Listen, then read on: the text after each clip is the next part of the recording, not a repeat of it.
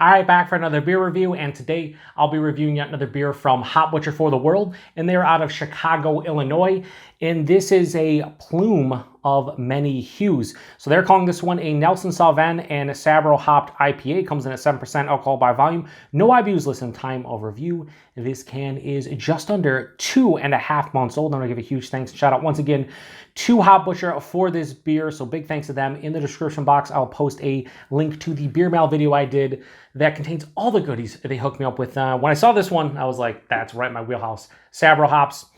Probably top 3 hop for me. I know there's a lot of people out there that do not whatsoever like Sabro hops because of the coconut character. I get it. For me, I love coconut, so I enjoy it. And Nelson's up there as well, so I'm hoping for a very delicious 7% IPA.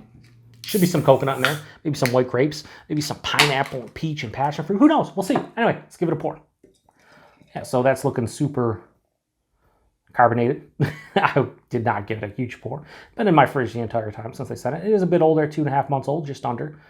So, you know, I'm glad I got the big glass here.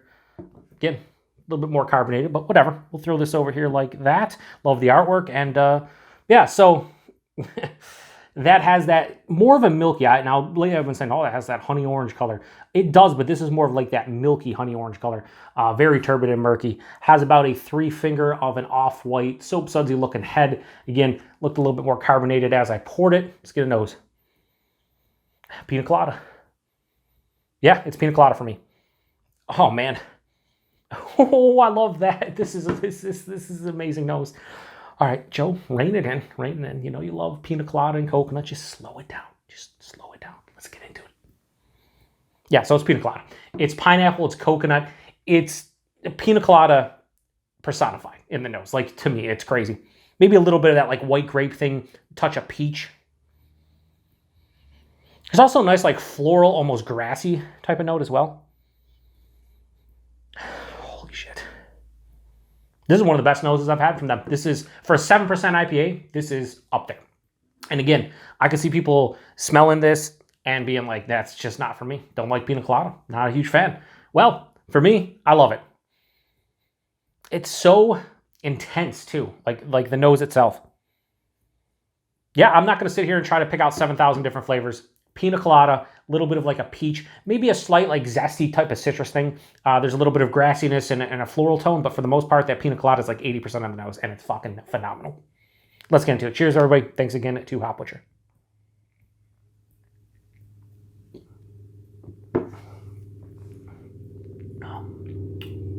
Yeah. It's pina colada. Like, wow, the aftertaste, the lingering finish is pretty fucking awesome, honestly. Wow. All right, so body. For something 7%, this is around medium body. I think that's fine. It's not super thick. It's not super luscious. A chunk just pour out in there. I feel like a chunk did. Yeah, so it's super appropriate for the 7%. Like a medium body, I'm fine with. If this was like one of their double IPs, maybe a little bit higher. Maybe it was 8%, a little bit higher. I'm fine with a medium body on something that's 7%.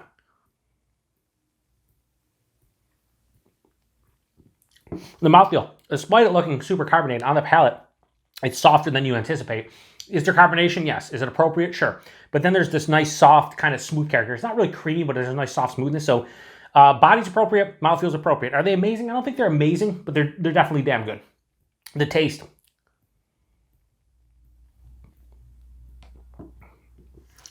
The predominant note for me is pina colada, and I think the coconut's kind of leading the way more than the pineapple. That's what hits me at the front. It's, again, the predominant note. It's omnipresent. It's always there on the palate from front to back. Underneath it, I'm getting a nice, like, crisp, like, white grape thing. There's a little bit of, like, an under-ripened, like, white peach. Maybe a touch of a zesty, like, grapefruit or orange peel. Or just orange in general. About 2/3 to 3/4 of the way through the palate, you have all that juicy, sweeter kind of fruit quality, and it meets up with this really nice, I'm going to say grassy, slightly spicy, floral kind of bitterness. It's like moderately bitter on the back of the palate. It's semi-dry and moderately bitter. So I think this is extremely well balanced for something that's 7%. I feel with like lower ABV IPAs, when you're talking like 6, 6.5, 7, a lot of times they can lean too sweet for me personally. And not too sweet, but like, it just seems like they're too juicy with not enough bitterness sometimes. I feel as you get obviously higher with the ABV, the sweetness gets ramped up, so it's hard to balance it out more. So it's not that lower ABVs are harder to balance it out with the bitterness. I just feel like sometimes, especially in like the 7% range, sometimes they're a little unbalanced. This one, not so much.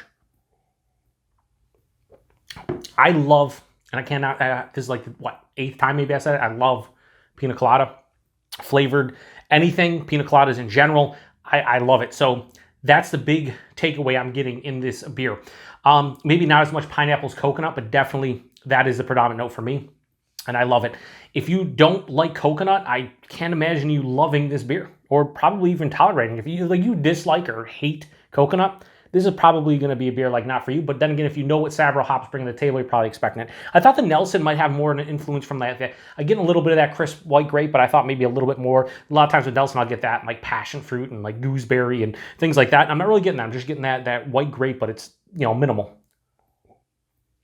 7%, can't really taste the alcohol. Yeah, this is really good. This is delicious.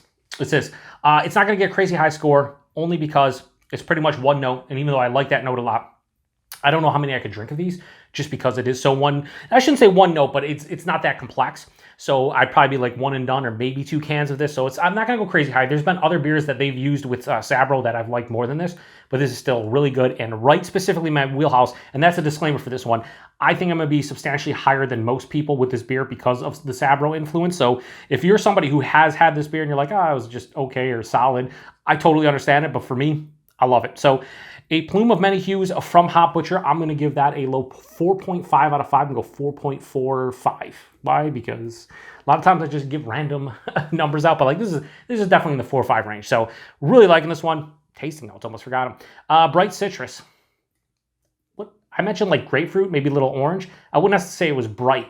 I mean, citrus, sure, but you can say that for most IPA. So I didn't really get bright citrus.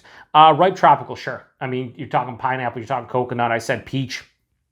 For sure, ripe tropical all day long, and then pleasant coconut. Yeah, I don't know if they've ever put like pina colada as a tasting note in the back, but that's pretty much what I'm getting. Instead of pleasant coconut, it would just be like pina colada because that's exactly what I'm getting. Price point availability. I think these are like $15.99 a 4-pack in the Chicagoland area. If you see distro, probably closer to 20.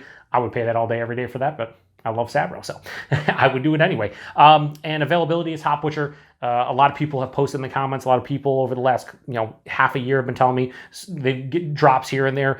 Yeah, if you want Hop Butcher stuff, you can make it happen with, I don't want to say minimal effort, but like you don't have to go out of your way and go crazy to grab their stuff. You should be able to find it or find somebody who has it available. And again, this stuff is not, if you would trade with somebody in the Chicagoland area, like, just maybe hook them up with some of your favorite local hazies that they can't get, and I think that'd be a fair trade. Because Hop Butcher makes great things. You're seeing better distro when they open up their new facility, the old half-acre brewery. I think you'll probably see even better distro. I don't know. Anyway, if you've had this one before, post in the comment section. I would really appreciate everybody stopping by for another beer review here on the Beer Patrol. Once again, thanks to Hop Butcher for this delicious beer. To the next one, cheers.